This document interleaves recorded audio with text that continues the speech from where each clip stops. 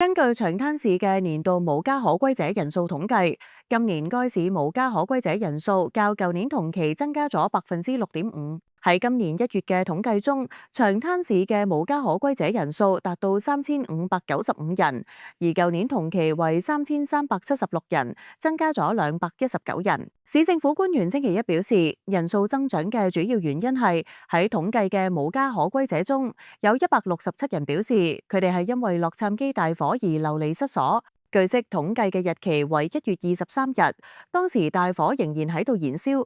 如果唔計算因為火災而搬離嘅人，長灘市嘅無家可歸者人數實際增長咗大約1.5%。數據顯示，長灘市28%嘅無家可歸者居住喺收容所。該市一共有1357張收容所床位。